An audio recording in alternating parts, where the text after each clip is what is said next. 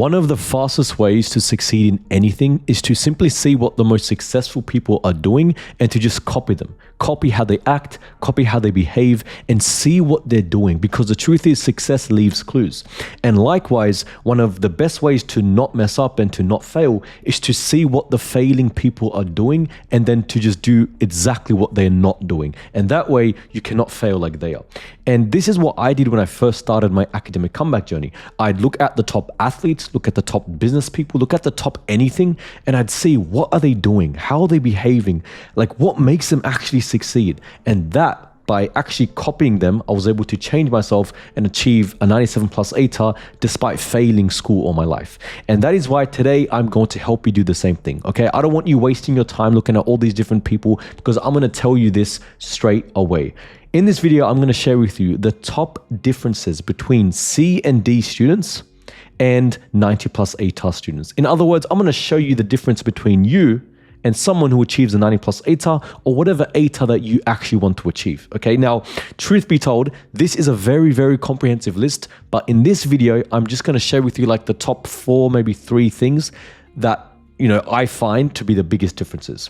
Keep in mind, there are many, many more things. And if you want me to make maybe an extension of this video, let me know in the comments. Let's jump right into it. Let's start off with the first thing, which is mindset. Arguably the most important thing of all. You see, C and D students have a fixed mindset, meaning they believe things are just the way they are, right? They believe they're stupid and they can't do anything about it. They believe that because they failed a math exam, they suck at math and therefore can't do anything about that. They believe that because they failed their biology exam, they're just not a science type person. They believe that if they, got 10 out of 20 in an essay, they're just not an essay person. This is what you call a fixed mindset, where you believe that your qualities, the way you think, your characteristics are just there, just the way they are, their genetics, you were just born with them. That's what C and D students believe, and that's why typically they have zero motivation to do anything, because deep down they think that they can't do anything. They can't get better, they can't get smarter. They think they're just like that, right? They can't really fix anything. The next thing is that C and D students have a victim mentality. This is a big one, right? C and D students, they think they are the victim of their grades. In other words, the reason why they're getting C's and D's is because of their parents, because of their school, because of the way they, the way they were raised, the way the teacher is teaching, the list is just so long. They think that they are a victim and therefore they are okay. They are exempted from the fact that they're getting C and D's. That's what they believe, right? This also links to excuses. So because of this victim mentality, C and D students make a bunch of freaking excuses, and this pisses me off the most. When C and D students get the results back, the last thing they do is look at themselves. That is literally the last thing they do, right? And trust me, I was the worst at this. When a C or D student gets a bad result, the first thing they say is, oh my God, my teacher is so trash. They didn't teach me this. Oh, what, it was really hard. Or the questions are worded in a weird way. Or, oh, my school just sucks. Or the classroom is too loud. The teacher has a weird accent. My parents had to, the list is literally infinite, right? That's what C and D students do. They never take accountability of anything. Everything that happens to them, they make an excuse. They put it on something else or someone else, okay? It's like a few weeks ago, I had a call with a student who was getting C's and D's, and for like 10 minutes straight, they were talking about how the reason why they're doing bad is because of their classroom and it's too loud. Like that's a prime example of that. And finally, C and D students, they don't back themselves, right? They don't actually believe in themselves, right? So I will see students and I'll speak to them, and they'll tell me they want to achieve a 90 plus ATAR or an 85 or 99 or whatever the ATAR they want, right? But deep down, they don't believe they can do it. They actually think it's impossible to achieve that ATAR, right? So they don't back themselves. And because they don't back themselves, they're not able to take the actions that are needed to succeed, right? And also a really big thing that C and D students have is that they view failure as destruction and they fear it. This is a very big thing. So C and D students, they see failure as like a very big indicator of who you are. In other words, they identify with failure. Meaning if a student who is low performing fails an exam, they have attached that to themselves and therefore they fear future failure. And C and D students, they don't see failure as something that's good or that they can learn from. They see failure as something that says to them, you should stop trying, right? And that's why they have a crippling fear of failure, right? So those are the C and D students. Now let's look at 90 plus ATAR students and what their mindset is. Well, a 90 plus ATAR student has a growth mindset. In other words, they believe that they can improve. They believe that they can get smarter. If they're not doing well in math, they believe that they can get better at math. If they're not doing good in their essays, they believe they can get better at writing, right? They have a growth mindset. Yes, it might take some work. Yes, it might take some, blood, sweat, and tears, but they believe that they can improve, right? On top of this, 90 plus ATAR students, they take full ownership of everything, right? In other words, when they get a bad result, when they maybe, didn't do something that they said they would, maybe they didn't achieve the results that they wanted to achieve, instead of saying it was the teacher's fault or the subject's fault or the parents' fault, they look at themselves and be like, you know what? Really, the truth is I didn't actually put enough effort into this. That's why I didn't do well. And this links to not making excuses. 90 plus ATAR students don't make excuses. If they get a bad result, the first thing they say to themselves, okay, what did I do wrong? Let's see what I actually did wrong here. That's the first thing they do, right? They don't blame their parents or their school or their subjects. They don't make excuses like that, right? And finally, 90 plus ATAR students, they believe in themselves. They actually believe in themselves. Meaning, if a student comes up to me and says, I want to achieve a 90 plus ATAR, they genuinely believe it is possible to achieve and therefore they put the work in to achieve it, right? And by the way, when I say 90 plus ATAR students, I'm talking about people who are going to achieve a 90 plus ATAR, not necessarily they have the 90 plus ATAR in front of them, right? So if you're watching this and you're currently failing, follow these characteristics, right? Believe that you can actually achieve it. And finally, 90 plus ATAR students, they view failure as a stepping stone for success and they embrace it, right? 90 plus ATAR students see failure when they get a bad result in anything like that. They see it as one step, right? Okay, I failed an exam. All right, let's fix myself. Then another failure. Yep. Okay. Yep. Then another failure. They see them as stepping stones that's going to allow them to achieve that 90 plus ATAR. That's how they view failure. They view it as something that's, this is amazing. I can actually fix myself and improve. And they embrace it. Now, notice I didn't say they don't fear it. Everyone fears failure to some extent. Yes, everyone gets worried about it. But 90 plus ATAR students, they embrace it in the fact that if they do end up failing, they don't see it as something bad. They see it as something that they can actually improve on, right? Next thing, discipline and consistency. All right. C and D students, they study when they feel like it, right? They study when they feel like it. If they're happy and motivated and feeling on top of the world, they will study. If they're angry, if they're annoyed, if they're upset, they won't study. That's simple. So C and D students, they only study when they have the feeling to study, okay? On top of this, C and D students, they cram super hard, right? So you will have an exam in week 8, and they won't study until week 7, 2 days before. That's what C and D students do. They cram super, super hard. They know there will be an exam in 2 weeks and they'll start preparing 3 days before, even a week before, I'd argue. That's still cramming. That's what C and D students do. They cram. I've never, ever seen a C or D student, including myself, by the way, I never see them prepare early. Never, right?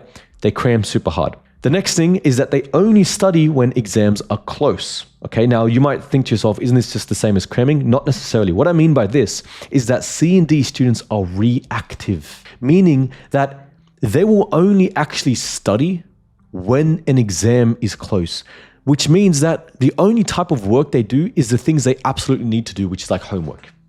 Right, that's it. They don't actually get ahead of the content. They don't revise what they've learned. They don't do any practice. They just do what needs to be done, which is the homework, and that's it. And then when an exam's in 2 days, that's when they start preparing. In other words, they react to their environment. They don't think to themselves, okay, because I have an exam in 2 weeks, it's probably a good idea to start preparing and practicing, doing questions from now. Or maybe, okay, because I have an exam in 6 weeks' time, it's probably a good idea to start actually revising what I've learned in the past 2 weeks. They don't think like that. They just, as soon as they get the notifications and, as soon as they get something that causes them to react, that's when they do the work, okay? Now, 90 plus ATAR students, they study regardless of how they're feeling, okay? 90 plus ATAR students know that at the end of the day, if they want to achieve success, if they want to achieve what they want to achieve, they need to study regardless of whether they're happy, sad, angry, pissed off. Doesn't matter. They know what needs to be done and they do it, right? This is a very, very big distinguisher between these, a low performing student and a 90 plus ATAR student. It's a very big difference. Okay. Next thing is that 90 plus ATAR students, they study every day consistently, even if it's small. This is a very important thing, right? Now, don't get me wrong.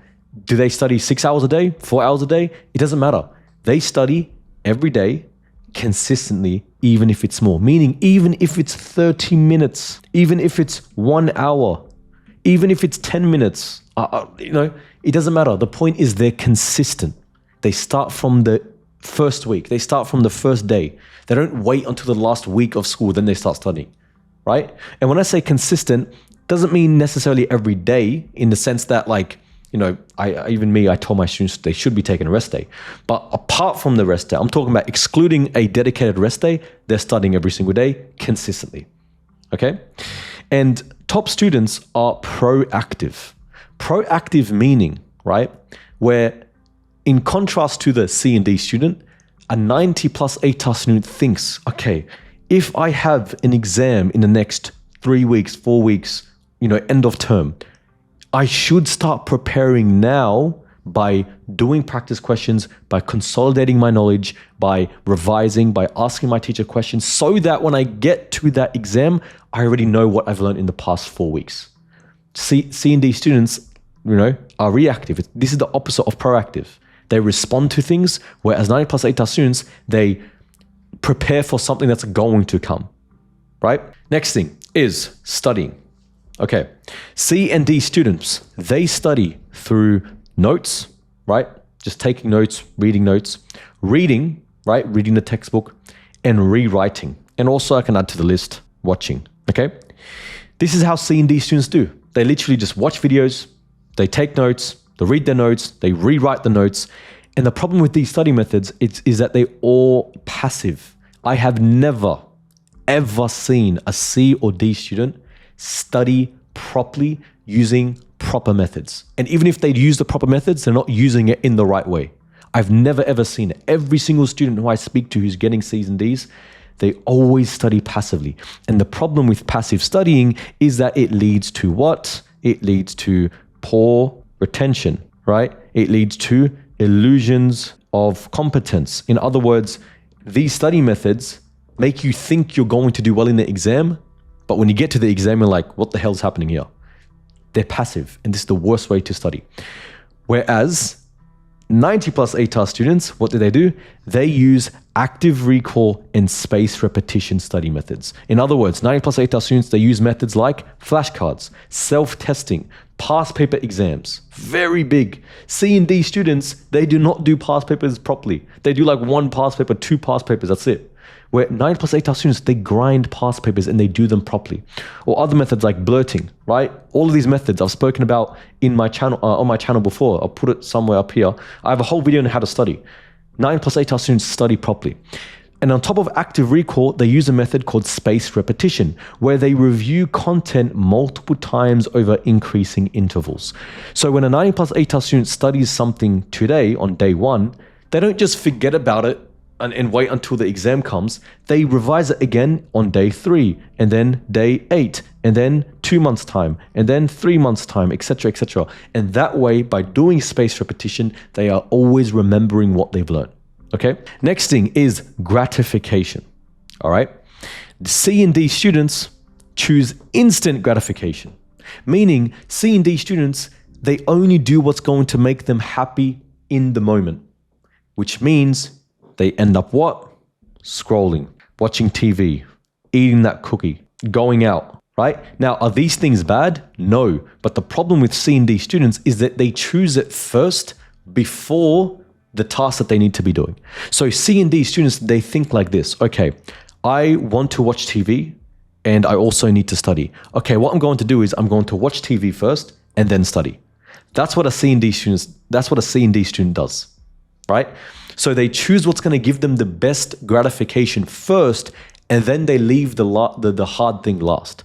So that's why you will find C&D students, and look, don't feel guilty if this is you, right? This is to change yourself.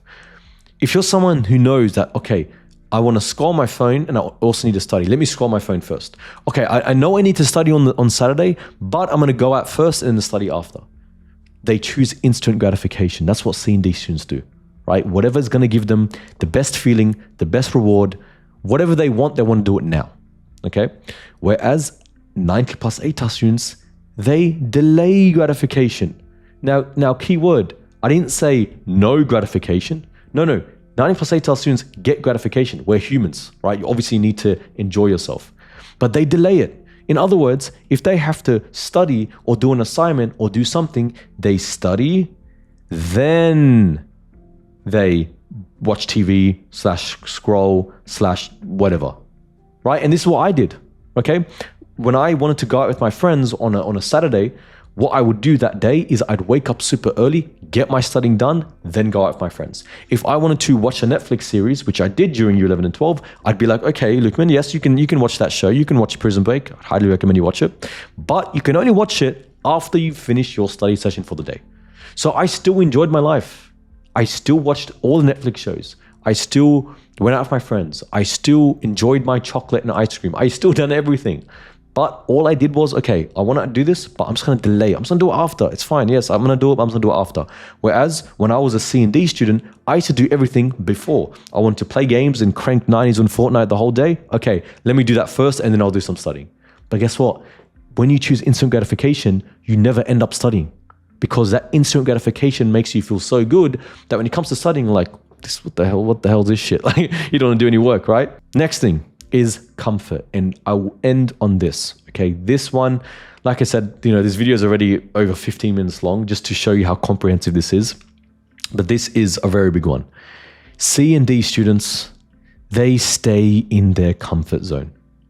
Okay, that's what C&D students do. They stay in their comfort zone. They only do what they want to do to keep them comfortable. And every decision they make is based off of comfortability. That's it. So I'll give you a prime example of this, right? A few days ago, someone reached out to me for help on Instagram. Okay, I didn't reach out to them. They reached out to me for help, right? And they were seemingly very focused. They wanted to do well. They're telling me how, they've been getting D's and C's all their life and they really want to change themselves. I'm like, look, I'll definitely help you. And then what I did was I was like, look, I want to help you, but first what you have to do is book a call with me first, okay?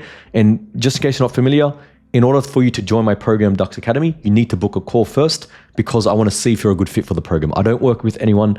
I actually choose who's a good fit for the program, right? So there was a student in my DM on Instagram who they reached out to me for help. I didn't force them to do anything. They reached out to me and everything was amazing. They're ready to get started, everything. Then I was like, okay, awesome. Just book a call with me and then we'll see if you're a good fit.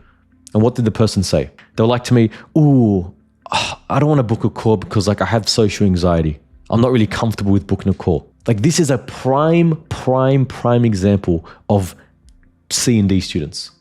And the reason why, when I got that message from them, I was like, wow, I was fascinated because I can see that, it's true. C&D students, and I was, by the way, when I say any of this stuff, once again, this is based off of my life too, right?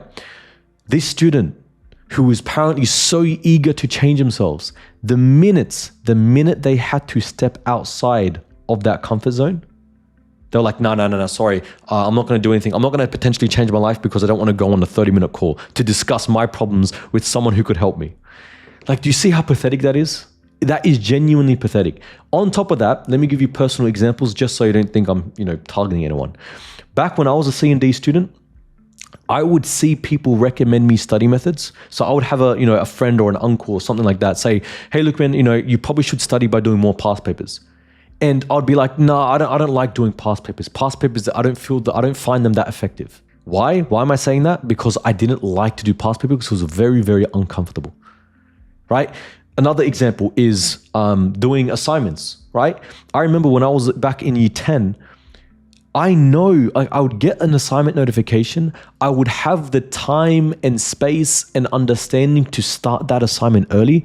But because it was uncomfortable to start something early, I wouldn't do it. I'd purposely cram, right? Please listen to me right now. If you're a C and D student right now, I guarantee you, you do not step outside of your comfort zone. You need to step outside of your comfort zone. How the hell are you going to change? They call it growing pains. Have you not heard that term? Growing pains, right? That's how you grow. You have to go through some sort of pain, which is, in this case, going outside of your comfort zone. What do 90 plus ATAR students do? 90 plus ATAR students, they step outside of their comfort zone, right? They step outside of it and they make decisions based off of their outcomes/goals. So when a 90 plus ATAR student makes a decision, they base it off, what do I want? Okay, I know I want to make an academic comeback. I know I want to achieve a 90 plus ATAR. I know I want to make my parents proud and do this and do this. Okay, is it a good decision to just sit down and watch Netflix all day today? Probably not. Let's do this. Okay, I know I want to succeed. I know I want to, dominate the class and rank first in my entire cohort. Okay, should I stick to reading notes or do past papers? You know what? I hate doing past papers, but I'm going to do them because I know that's what needs to be done. That's the difference. They step outside of their comfort zone. Okay, so there you have it. Those are the biggest differentiators between C and D students and 90 plus ATAR students. In other words, you and top students. Now, please, if you got offended at all during this video, good. I want you to be offended. I want you to feel like crap because that is what you need to change yourself. All right. I hope you enjoyed this video and I'll see you in the next one.